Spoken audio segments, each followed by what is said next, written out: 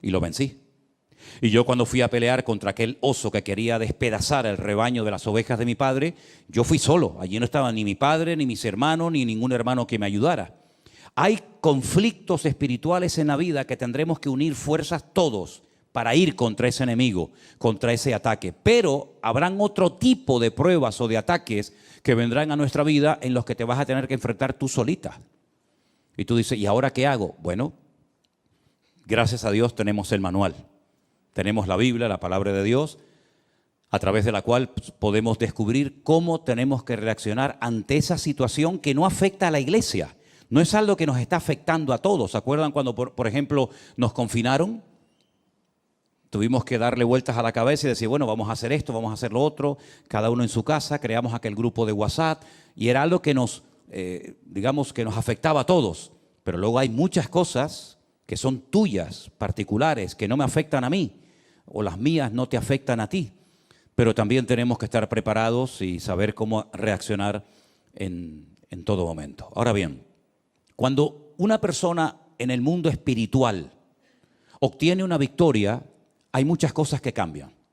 Cosas que se pueden ver, otras que no se pueden ver, pero no significa de que no hayan cambiado. Por ejemplo, yo he hecho una pequeña lista, seguramente se me quedan muchas cosas fuera, de algunas cosas que cambiaron el día que David derrotó a Goliat.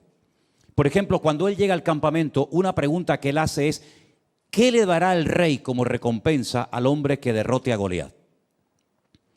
Y entonces fíjate lo que le dicen. Quiero que lean conmigo en el capítulo 17 de Primera de Samuel, el verso 25, dice así. Cada uno de los de Israel decía, ¿nos habéis visto aquel hombre que ha salido? Él se adelanta para provocar a Israel, pero ahora viene una palabra muy interesante. Al que le venciere, va a ser una recompensa solamente para el que logre vencer al enemigo, al gigante Goliat. El rey le enriquecerá con grandes riquezas. Le dará su hija y eximirá de tributos a la casa de su padre en Israel. Fíjate las tres cosas que obtendría como recompensa el hombre que venciera a Goliat. Número uno, sería enriquecido, se convertiría en parte de la familia del rey, porque el rey le daría una de sus hijas, y eximiría de tributos a la casa de su padre en Israel. ¿Merecía la pena o no ir a pelear contra el gigante Goliat? Se habrán presentado 1000 como voluntarios, ¿no? Habrán dicho, pues yo quiero eso.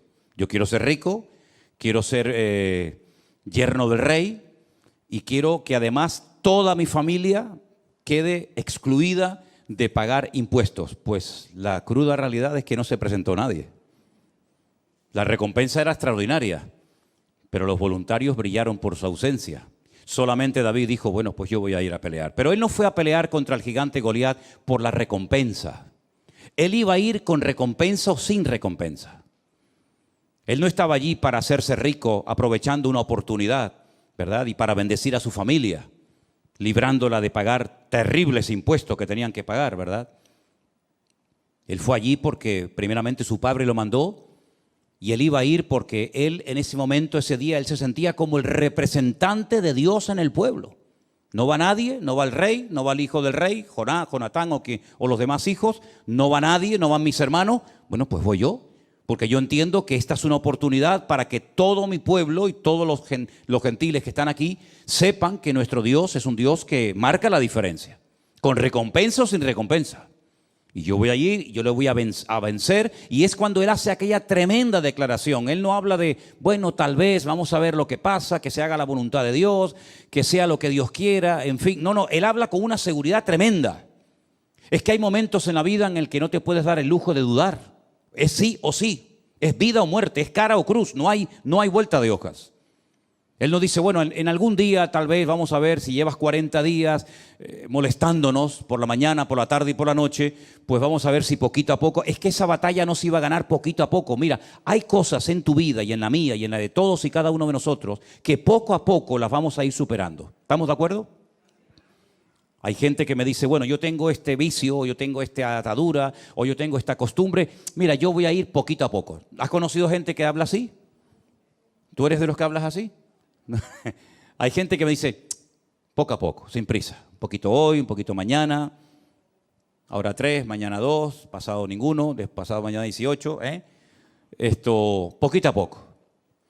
Y bueno, si tú te lo quieres montar así, si en vez de ir envenenándote de golpe te vas envenenando poquito a poco, pues como tú veas, ¿no?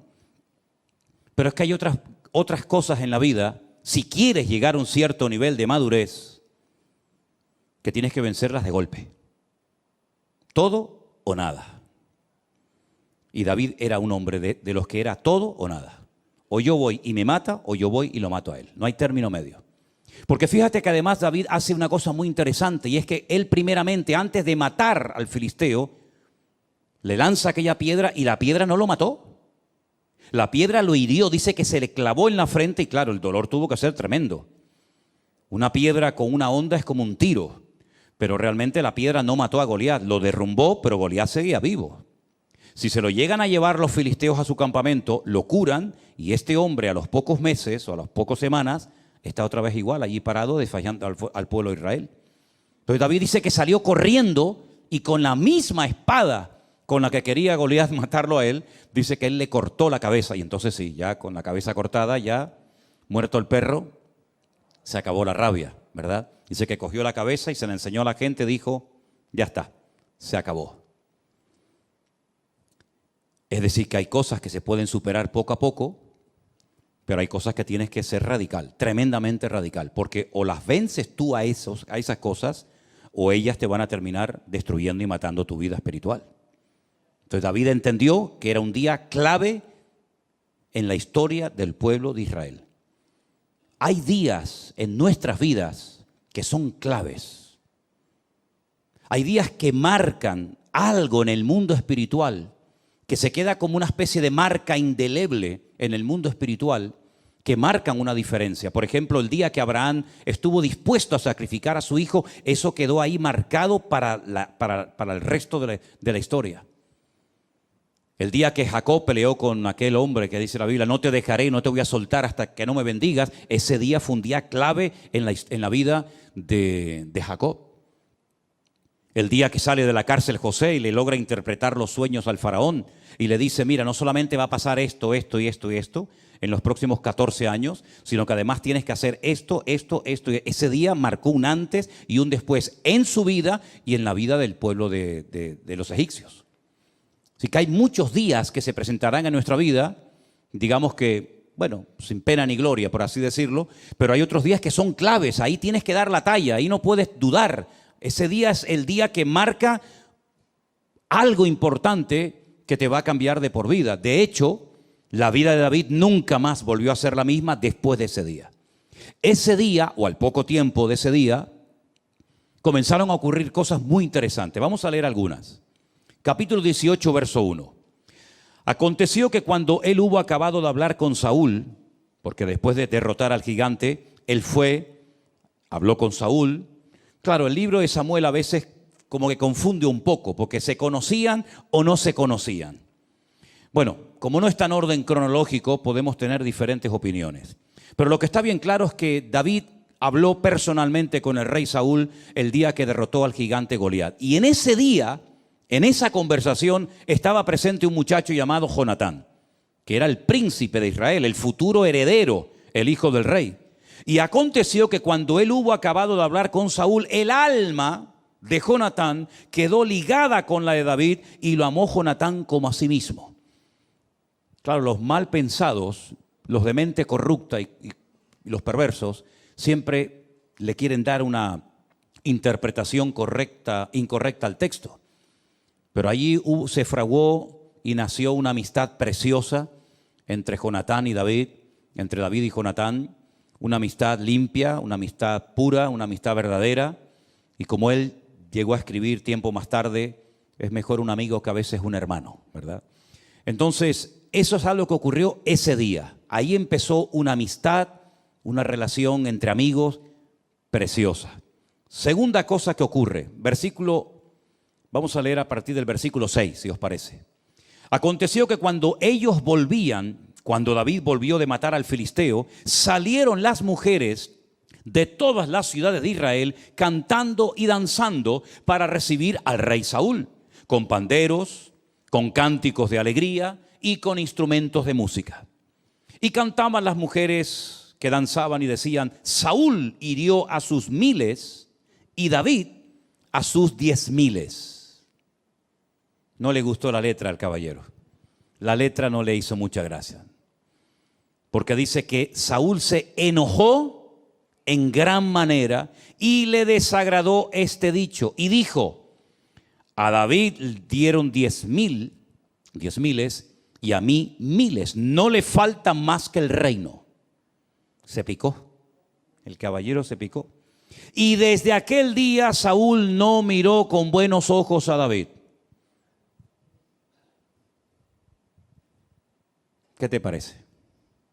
Desde aquel día las cosas cambiaron. Hemos obtenido una victoria tremenda, pero a partir de ese día Saúl se la sentenció al rey David.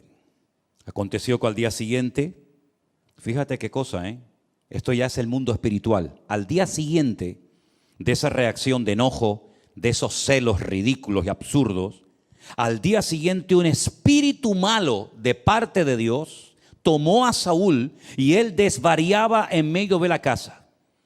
David tocaba con su mano como los otros días y tenía Saúl la lanza en su mano. Y arrojó Saúl la lanza diciendo: enclavaré a David a la pared.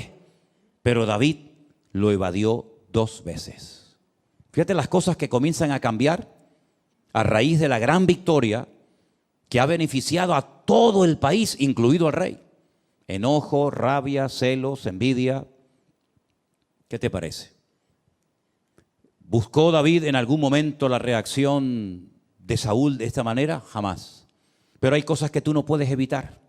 Hay algunas cosas, muchas cosas podemos evitar en la vida, pero hay otras muchas cosas que, por mucho que le des vueltas a la cabeza, hay cosas que no puedes evitar. Y una de ellas era que Saúl odiara y le tuviera unos celos enfermizos al joven David. Desde aquel día no lo miró bien. Unos celos tremendos. Y el resto de sus años los dedicó a perseguir a David. David al final saben que tiene que huir. Y durante muchos años, desde los 17 aproximadamente, hasta los 30 que llega a ocupar el trono de Israel, está huyendo de cueva en cueva, de lugar en lugar, hasta que finalmente él dice: bueno, en algún momento me va a matar este hombre, me va a quitar la vida Saúl. Dice que se fue a vivir con los filisteos. Pero claro, si llega a los filisteos, cuando tú le has matado al gigante filisteo, en cuanto te vean aparecer por allí, te van a matar a ti. ¿Qué es lo que hace David? Que era tremendo. Finge que está loco. Y se le cae la baba por la cara y se hace el loco y pintan las paredes y el rey dice: ¿no tengo yo bastantes locos para que me venga otro más? Y bueno, al final el loco fue una ayuda tremenda para el rey de los filisteos, en fin. Ahora llegó el momento en el que Saúl tenía que cumplir la palabra que había dado. El hombre que venciere a Goliat, yo le voy a dar a mi hija y lo voy a convertir en mi yerno. Vamos a ver si cumplió la palabra, ¿les parece? Versículo 17. Entonces Saúl le dijo a David: he aquí yo te daré a Merab, mi hija mayor. Generalmente se daba a la mayor y luego se daba a la menor, ¿verdad? Saben que en las notas musicales hay notas mayores y notas menores, ¿no? Pues le iba a dar la mayor y al final le dio la menor. Con tal de que seas hombre valiente y pelees las batallas del Señor. Mas Saúl decía: no será mi mano contra él, sino que será contra él la mano de los filisteos. Fíjate tú el plan que comienza a fraguar Saúl para quitarse de medio a David. Pero David le respondió a Saúl: ¿quién soy yo o qué es mi vida o la familia de mi padre en Israel para que yo sea yerno del rey? Oye, ese privilegio de ser yerno del rey no lo tiene todo el mundo, ¿verdad? ¿O eres de sangre azul? Ninguno aquí es de sangre azul, ¿no? ¿O no tienes ninguna posibilidad de llegar a ser familia del rey?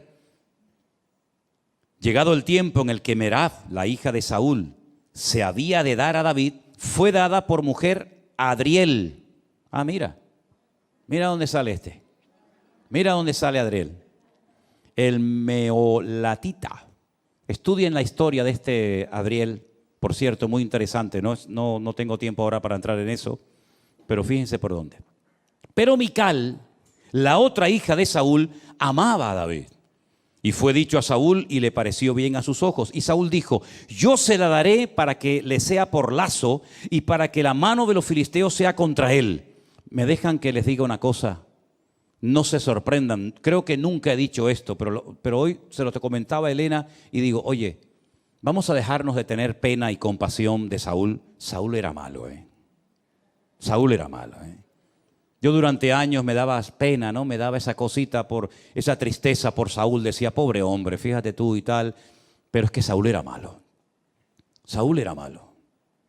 ¿Y una persona mala en qué piensa? En cosas malas. Dice la Biblia en Romanos 8, los que son de la carne, ¿en qué piensan? En las cosas de la carne. Y los que son del espíritu, ¿en qué piensan? En las cosas del espíritu. ¿La cabra dónde tira? Al monte. Así de claro. Saúl era malo, pero sabía fingir y sabía aparentar. Yo te voy a dar a mi hija. Ese privilegio no lo tiene nadie en Israel. Se ve que las dos hijas, la mayor Merab y la menor Mical, en ese momento eran solteras. Y claro, oye, es un detallazo por parte del rey permitirle casarse con una de sus hijas. Entonces él va a quedar bien ante la gente, pero es que en el fondo esa no es la intención de Saúl. La intención es que los mismos filisteos acaben con la vida de David. Y mira lo que él intenta hacer. Saúl le dijo, yo se la daré para que sea lazo, para que la mano de los filisteos sea contra él. Dijo pues Saúl a David por segunda vez, tú serás mi yerno hoy. Mandó Saúl a sus siervos, hablad en secreto a David, diciéndole, he aquí el rey te ama y todos tus siervos te quieren bien. Sé pues yerno del rey. ¿Verdad? Siempre el rey rodeándose de pelotas, siempre rodeándose de gente que le reía las gracias al rey, como hay muchos hoy en día que se juntan con gente que a todo le dicen que sí, ¿verdad? Los criados de Saúl hablaron estas palabras a oídos de David, y David dijo, ¿os parece a vosotros que es poco ser yerno del rey, siendo yo un hombre pobre y de ninguna estima? Des en cuenta, por ejemplo, que David no era una persona pudiente económicamente hablando. David era un simple pastor de ovejas, que encima no eran ni de él, eran de su padre. Era el menor de la familia, no tenía ninguna posibilidad de una buena herencia el día de mañana. Incluso hay comentaristas por ahí que opinan que David fue, concebido fuera del verdadero matrimonio, ¿no? Bueno, sea como sea, el tema es que David jamás se le hubiera pasado por la imaginación llegar a estar emparentado con el rey de Israel, el hombre más importante del país. Y él lo tiene claro, él dice, yo no tengo ninguna posibilidad de llegar a ser el yerno del rey. Pero fíjate qué interesante. Los criados de Saúl le dijeron esta respuesta, le dieron estas palabras, y Saúl dijo, decidle así a David, el rey no desea la dote era algo muy importante, ¿sabes? Mi hija, para que sea tu hija, me tienes que dar 20 camellos, 30 ovejas, etcétera, etcétera. A mí Matías no me dio nada, por cierto, pero bueno, aún estamos a tiempo. Bueno, me dio un nieto. Ya con eso le perdono. El rey no desea dote, sino, escucha bien, espero que lo entiendas, 100 prepucios de filisteos, que es lo que se le quita al hombre cuando se le circuncida. Quiero 100 de filisteos, para que sea tomada venganza de los enemigos del rey. Pero es que esa no es la verdad. Detrás de esta petición de 100 prepucios, fíjate tú qué cosa pide este hombre. Saúl lo que quería hacer es que David cayera en manos de los filisteos, porque sobra el decir, no me hagan que dé demasiadas explicaciones, pero sobra el decir que para llevarle en una bolsa 100 prepucios de filisteos al rey Saúl, primeramente habrá que matarlos. Y después una vez matarlos o dejarlos medio heridos, ¿no? Me tengo que enfrentar a 100 para poder llevárselos al rey Saúl. Porque en el fondo, alguno de ellos lo va a terminar matando. Esto no es como las películas americanas que saben que sale el héroe corriendo por un campo abierto, le disparan 5.000, ni uno le da. Pero él dispara y con una bala mata a 10 de golpe, ¿no? Alguno de los 100 lo va a mutilar o lo va a matar. Y eso es lo que en el fondo Saúl quería. Pero miren cómo era David. Cuando sus siervos declararon a David estas palabras, le pareció bien la cosa. Es que le pareció bien la cosa, increíble.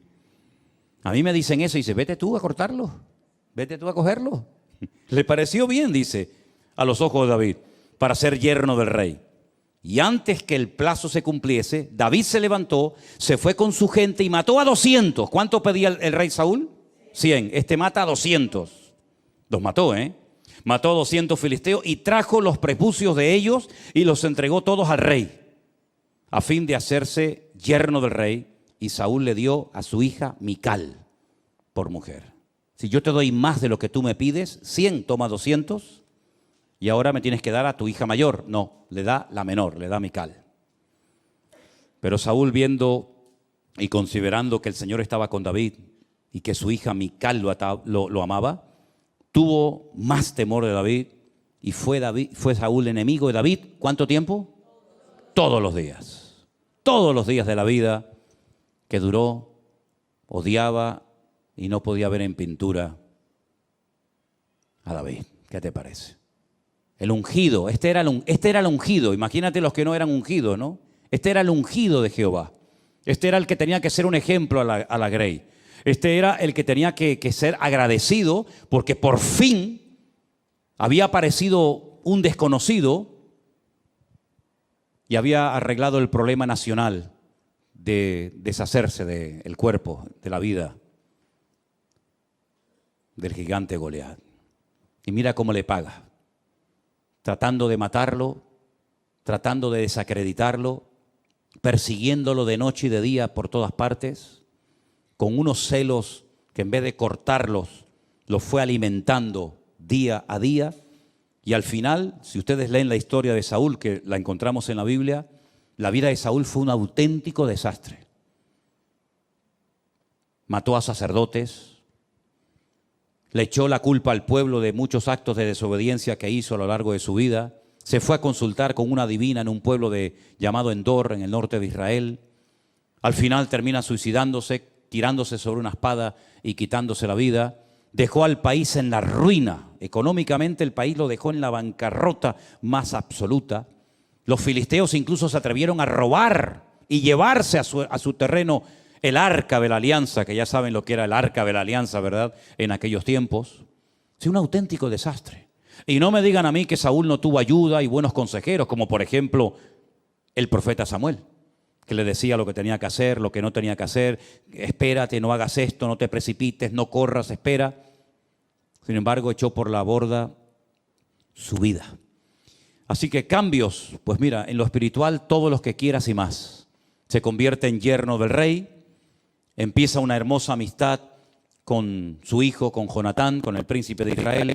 Se desatan los celos de Saúl con la intención de matarlo. Se convierte en un rey falso que aparentemente te quiere bendecir, que aparentemente te quiere ayudar, pero en el fondo lo que quiere es quitarte de en medio, ¿verdad?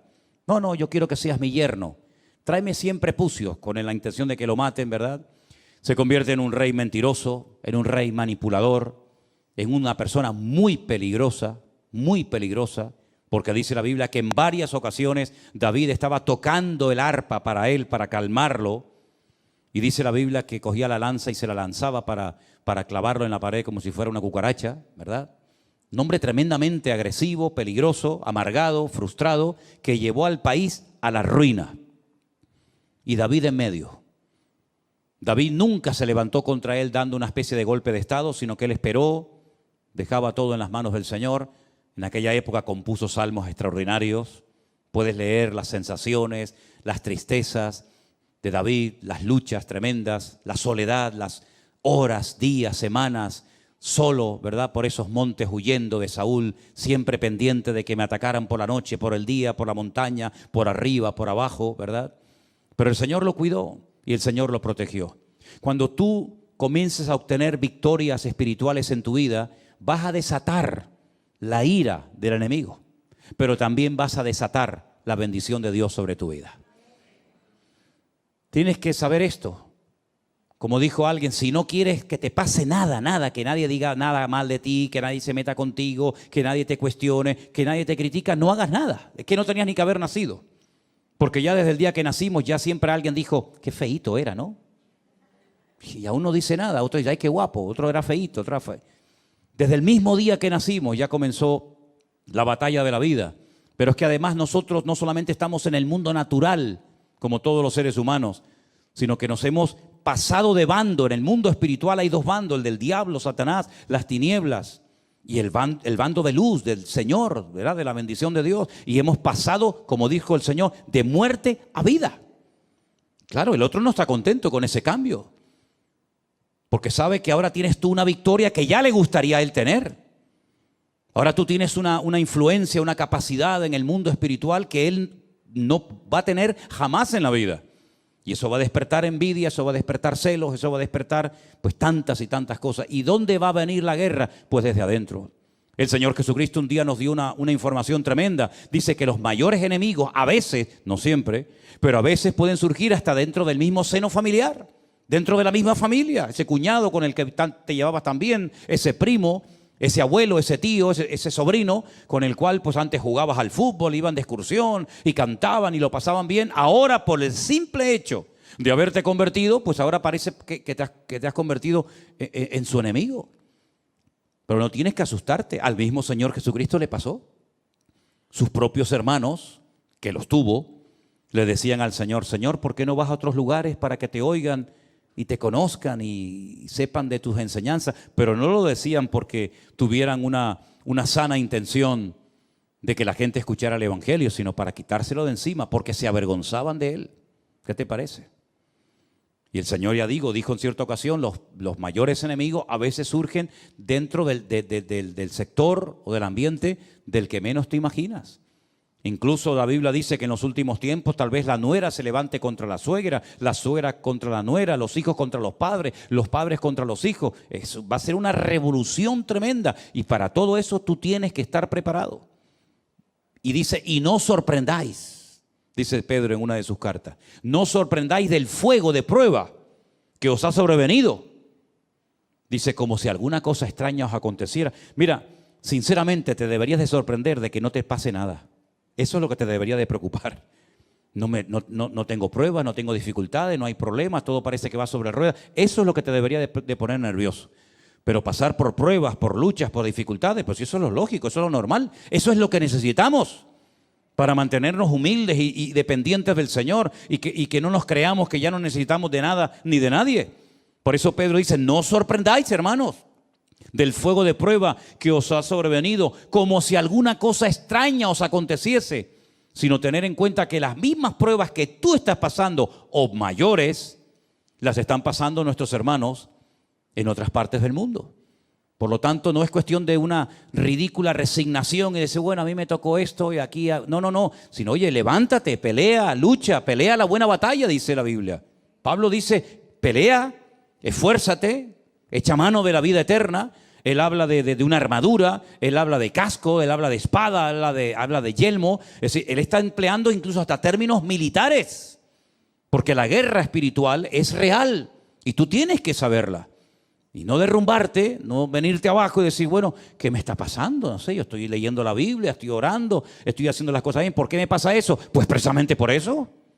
Precisamente por eso, porque estás sacudiendo el avispero. ¿Quieres coger miel? Claro, es muy fácil ir a un supermercado, a una tienda y coger de la estantería un bote de miel. Claro, a ti no te ha costado nada, pero vete a buscarla. Vete a buscar miel. Hay países donde hay gente que son recolectores de miel y tienen que descolgarse con unas cuerdas tremendas y untarse el cuerpo con barro y llevar antorchas y humo, porque tú te vas a meter en el avispero y le quieres robar a la abeja la miel. Tú date cuenta que una simple cuchara de miel tarda toda una vida. Una abeja, por poco me sale oveja, una abeja tarda toda una vida para hacer una cucharada de miel, y tú se la vas a quitar. Y dices: de aquí, de eso nada. Y vas a matar a la reina y te vas a meter en el panal. Y salen picados por todas partes. Y hay gente que incluso ha muerto porque son alérgicos, ¿verdad?, a las picaduras de las abejas. Y si tú quieres obtener grandes victorias en tu vida, pues vas a ser picado y vas a ser atacado por todas partes. Pero dice la Biblia: mayor es el que está en ti que el que viene contra ti. ¿Cuántos dicen amén? Así que David supo perfectamente que su vida nunca más iba a volver a ser la misma. Al poco tiempo, por la mala cabeza, por la mala actitud, por los pecados, por la constante actitud de desobediencia de Saúl, Dios dijo: basta. Y esto sí que es terrible. Para mí esto es lo peor que le puede pasar a un ser humano en la vida cuando Dios dice basta. Y lo ha hecho en varias ocasiones, ¿eh? Lo hizo con Faraón. Lo dijo, ¿no quieres dar tu brazo a torcer y reconocer que todos estos milagros, prodigios, maravillas, estas plagas tremendas son producto de mi intervención? ¿No quieres? Pues ahora yo me voy a encargar de endurecerte el corazón. ¿Quieres ser duro? Yo te lo voy a endurecer como el pedernal. Y no te voy a dar oportunidad ni para que te arrepientas. Fue tremendo. Cuando Dios llega a esos extremos, imagínate. Pues con Saúl llegó exactamente igual. Dijo, Samuel, no ores más por él. Pero no ores más por él. Lo he desechado. Y Dios no dice, bueno, no, te he desechado. Basta, se acabó. ¿Y ahora qué hacemos? Tienes que ir a Belén, a la casa de un tal Isaí. Convoca a sus hijos y yo te voy a decir lo que vamos a hacer. Vamos a escoger a otro rey fiel conforme a mi corazón. Todos conocemos la historia, ¿sí o no? Llega a Belén, llega a la casa de Isaí, allí están sus hijos. Él se va a acercar al mayor, que era lo lógico, ¿no? Ungir al mayor, al primogénito, y el Señor le dice, ese no es. Bueno, pues será el siguiente, ese tampoco. Y el otro tampoco. Y al final Samuel está desconcertado, él es profeta, varón de Dios, pero en ese momento como que no tiene mucha luz que digamos, y le dice al padre, oye, una pregunta, ¿tú tienes a otro hijo? Porque yo he traído aquí el cuerno del aceite especial para derramarlo sobre la cabeza de uno de tus hijos. Tú me has dicho que has llamado a todos tus hijos y a mí el Señor no me da paz con ninguno de ellos. Aquí pasa algo. Y le dice, bueno, es que tenemos a otro. ¿Cómo que tienes a otro? ¿Y por qué no lo has llamado? ¿Qué cosa, no? Ni su propio padre lo llamó. Cuando le dijo Samuel, llama a todos tus hijos. Y a David no lo llamó. ¿Qué te parece? Dile que venga. Porque no nos vamos a sentar a la mesa ni a comer hasta que David venga. Y dice la Biblia que nada más entrar, claro, imagínate las pintas con las que vendría. Un montón de días, semanas en el monte, con un olor terrible, los pelos así como los que tiene ahora mismo un hermano por ahí arriba. Y claro, tú imagínate aquello, decir, ¿y este quién es? ¿Este quién es? ¿De dónde ha salido esto? Si no, este es mi hijo David. Dice, este es David. Y el Señor dice, úngelo, porque ese es el rey, el futuro rey de Israel. Es impresionante, hermanos, cómo Dios rompió todos los patrones, todas las normas de la época para ungir al que nadie, ni siquiera su propio padre, contaba con él. Y a partir de ese día dice que Dios cambió su corazón, mudó su corazón, y el Señor comenzó a bendecirlo y a prepararlo y a ungirlo. Pero claro, si quieres ser rey, lo primero que tienes que hacer es conocer tu país. Y lo vas a conocer, ya verás que lo vas a conocer, pero bien, bien que lo vas a conocer. Vas a conocer hasta dónde se ocultan las ratas. Vas a conocer el país, pero palmo a palmo. Ese sí que fue un Rambo verdadero, ¿eh? Y comenzó desde prácticamente a los pocos días, ya digo, 17, 18 años como mucho, hasta los 30 años, huyendo de un lugar a otro, con un calor que hace en esos lugares donde él se escondía. Fuimos un día a la cueva de Engedi. Es una cueva que está en el oasis de Engedi, en el desierto, y llegamos allá arriba y nos dijeron, en esa cueva se escondió Saúl, y allí dentro estaba el rey David, que podía haberlo matado y no lo hizo. Es decir, una vida de una preparación tremenda. Pero el Señor dice, ese es al que yo he escogido. Ese es al que yo he escogido. Y saben, queridos hermanos, Dios no se equivocó con David. David no era perfecto, no hay ningún ser humano perfecto. Ni David, ni Abraham, ni Moisés, ni ninguno. Pero ese era un hombre con el cual se podía contar. Porque tenía una buena característica. Tal vez otros dirán, sí, pero es que en esto, bueno, tenía una característica extraordinaria, que es lo que marca la diferencia entre un creyente y otro. Es la verdad. Y es que era un hombre obediente. Dios le decía una cosa y él hacía. Fíjate cuando el rey Saúl, fíjate que aún no era rey, y Saúl le dice, tráeme 100 prepucios de filisteos. Él no era tonto. Él sabía que podía perder la vida peleando contra 100 filisteos. Y no le trae 100, le trae el doble, le trae 200. Pero es que era así, era tremendamente radical. Siempre iba más allá de lo que se le pedía. El padre le dijo, pero esto lo tenía ya era su naturaleza, era parte de su esencia, de su personalidad. 100 prepucios, no, 200. Le dice el padre, vete a cuidar las ovejas. Y claro, viene un león y podía haber salido, papá, mira, perdona, pero viene un león, yo salí corriendo. No, mi padre me ha dicho que cuide las ovejas y yo voy a cuidarlas, aunque tenga que pelear contra un león. Nosotros lo hubiéramos hecho, hermano. Tú lo hubieras hecho, Luis. Tú lo hubieras hecho. Ustedes lo hubieran hecho. Si a veces entra una cucaracha a la casa. Una cucaracha. No estoy hablando de cocodrilos ni dragones. Una cucaracha. Y parece que ha entrado Belcebú. Un perenquén. No sé si por ahí que nos ven, perenquén es un lagartito que se pega a las paredes, que se come los mosquitos, las arañitas y esas cosas, que son buenos, los perenquenes son bonitos. Se pegan ahí con sus patitas a los balcones. Sí, trae un perenquén aquí para que veas a más de uno corriendo. Pero es que ahora le viene un león y podía haber dicho, hombre, yo una cosa es cuidar las ovejas de mi padre y otra cosa es enfrentarme con león. Estamos hablando de cosas muy diferentes. Pues él se queda. Y él se queda y mata al león y no se queda satisfecho con herirlo, sino lo mata. Y al poco tiempo un leoso. Y bueno, ya no le vinieron más porque dijeron los animales, no vayan contra este, que aunque vaya quien vaya, nos va a matar a todos.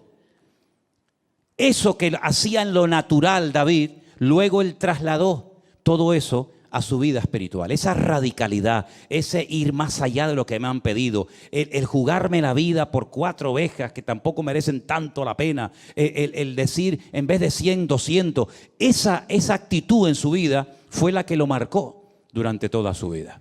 Y por eso para él el gigante no era nada, para él un león no era nada, porque él conocía al Señor. Y cuando uno conoce al Señor, no le tiene miedo a nada. Porque sabes que eso que te está atacando, eso que te domina en ese momento, eso que pierdes el control, para Dios no es ningún problema. Amén, hermanos. Nuestro Dios es mucho más grande que una enfermedad, que un dolor, que un desánimo, que una tristeza, que la pérdida de un ser querido, que lo que sea, no hay nada que se pueda comparar con el poder de nuestro Dios. Fíjate que David simplemente necesitó una piedra.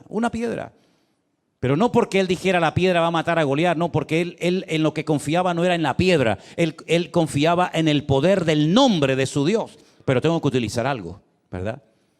Pero si David le hubiera pegado un soplido a Goliat, en el nombre de mi Dios, Goliat lo tumba. Porque no era lo que él hacía, sino era la actitud con lo que él hacía y con la fe que él tenía en su corazón. Entonces todos nuestros actos en la vida, todas nuestras palabras, todas nuestras decisiones tienen que estar empapadas y respaldadas por decisiones de tipo espiritual. Cuando tú quieres vencer un vicio, cuando tú quieres dejar un hábito, cuando tú quieres superar un dolor, una pérdida, un desánimo, una enfermedad o lo que sea, lo que en el fondo te tiene que motivar no es, bueno, ya vencí yo esto, ya me pongo ya la medalla, ¿no? Sino que es una oportunidad para demostrar el poder de nuestro Dios. Y nosotros deberíamos estar dispuestos a hacer cualquier cosa con tal de que a Dios se le reconozca en ese colegio, en esa universidad, en esa oficina, lo que sea.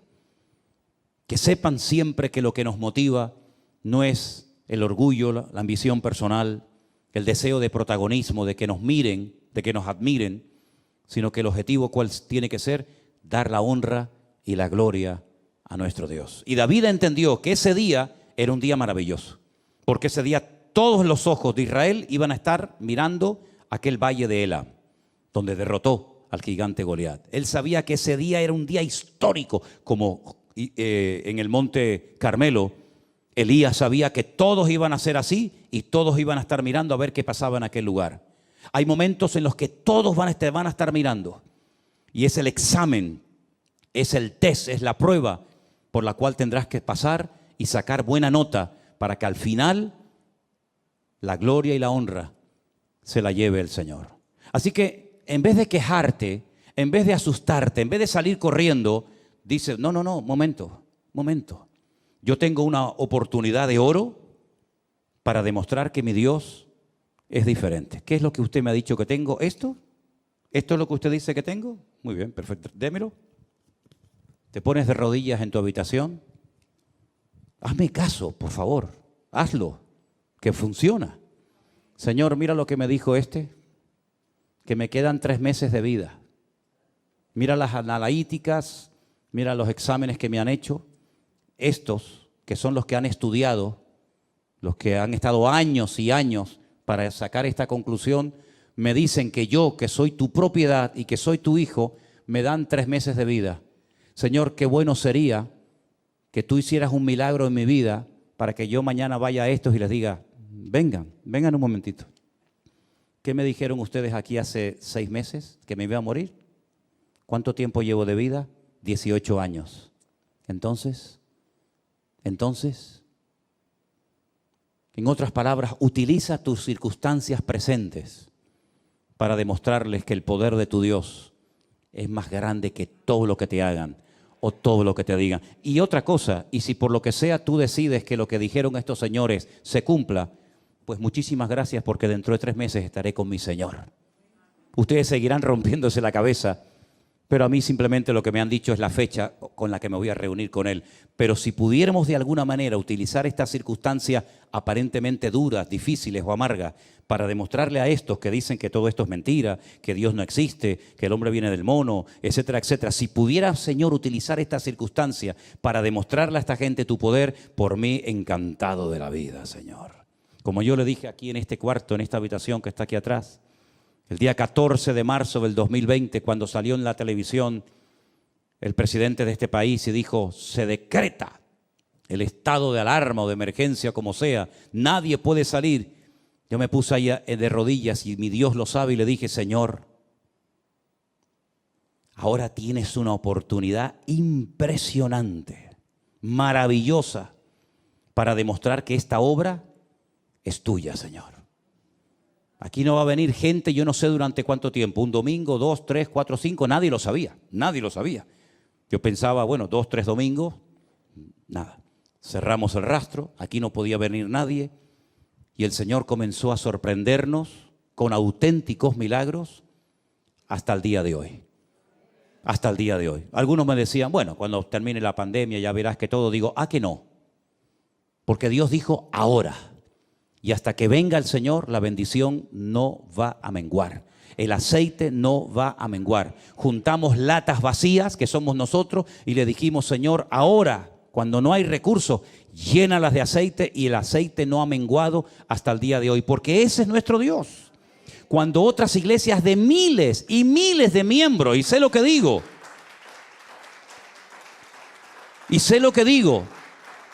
lamentablemente, se cerraron, solamente por ponerles un pequeño ejemplo, podría ponerles muchos.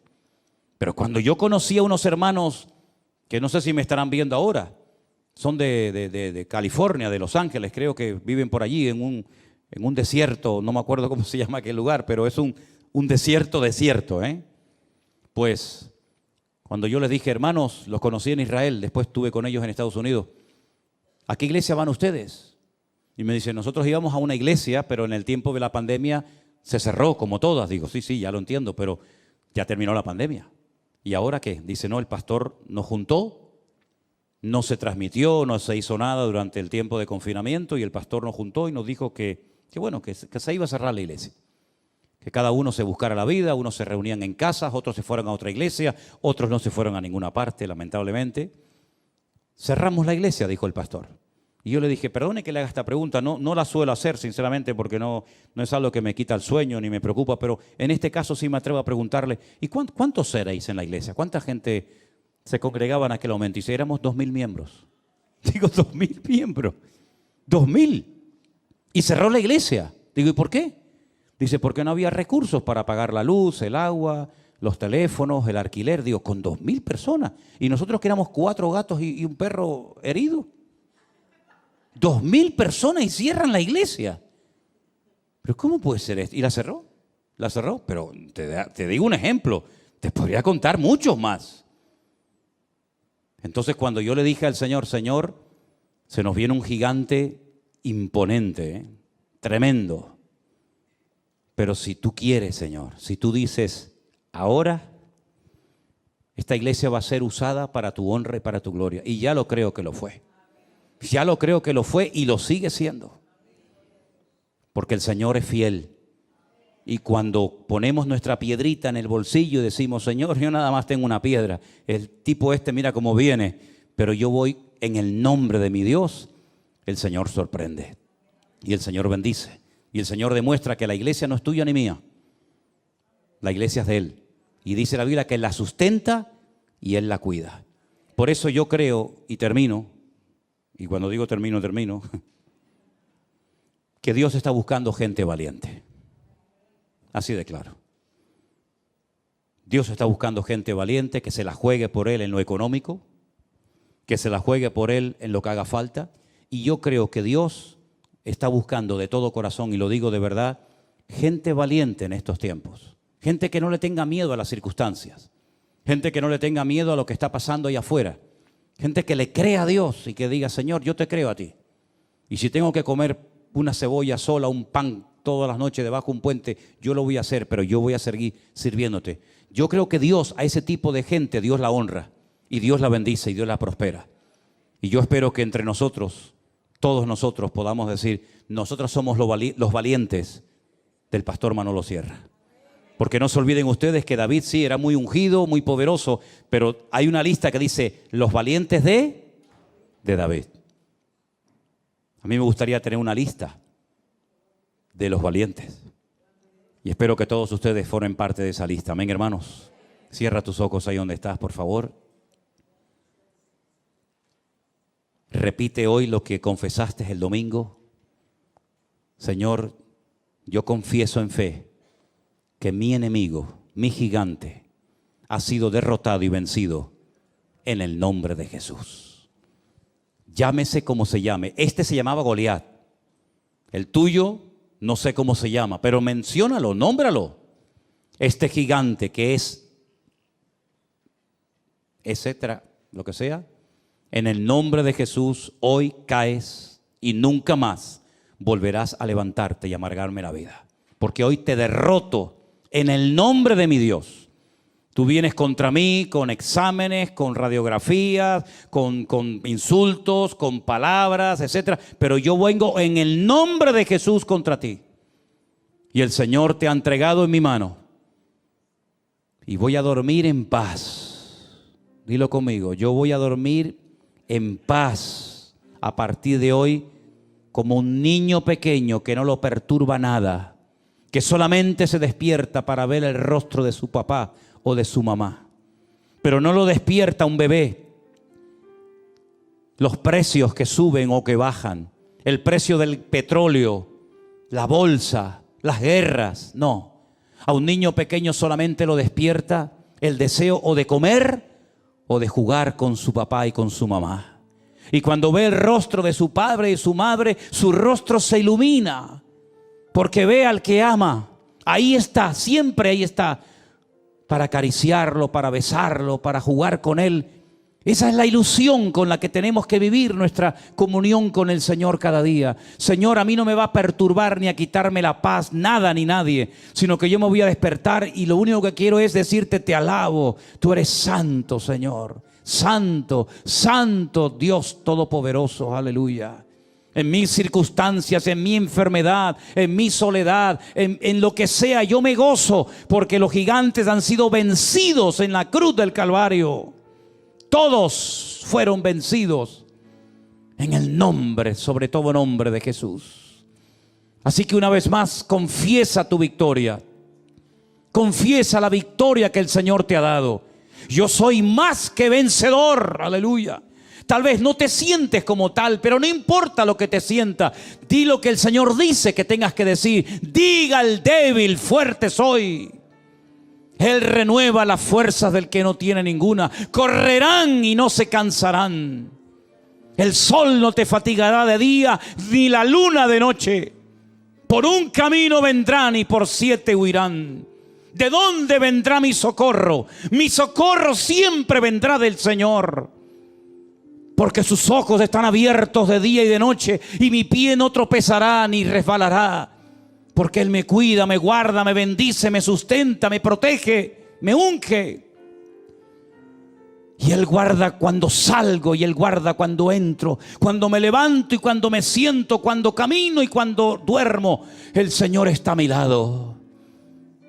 Caerán por un lado, caerán por otro lado, pero yo estoy firme, parado en la roca eterna que es Jesucristo. Aleluya. Yo estoy parado en esa roca y vendrán vientos, vendrán tempestades, vendrá lo que venga, lo que sea, pero mi casa permanecerá porque yo he puesto mi fe y mi confianza en el eterno Dios, aleluya, al cual le doy la honra y la gloria en este momento, mi Dios. Y cuando el enemigo ve a un pueblo unido, un pueblo que tiene las ideas claras, que pone su confianza en Dios y en su palabra, teme y sale corriendo porque sabe que contra ese pueblo, contra esa casa, no puede hacer absolutamente nada. No dejen de alabar a Dios en medio de las circunstancias. No dejes de gozarte y de alegrarte en medio del dolor, en medio de la lágrima, no importa, porque esa es la mejor agua para regar la bendición de Dios. Señor, en el nombre de Jesús anhelamos tu bendición. Como tu siervo Jacob la anhelaba y la quería, nosotros te pedimos, bendícenos en esta noche. Bendícenos, Señor. Bendice mi familia, bendice mi cuerpo, mi mente, bendice mi vida, bendice mi economía, bendice todo lo que tengo y todo lo que soy. Que por todos los poros de mi piel salga bendición de Dios. Y a esos que critican, a esos que murmuran, a esos que ponen obstáculos, Señor, nos reímos porque tu palabra dice que tú llenarías nuestra boca de risa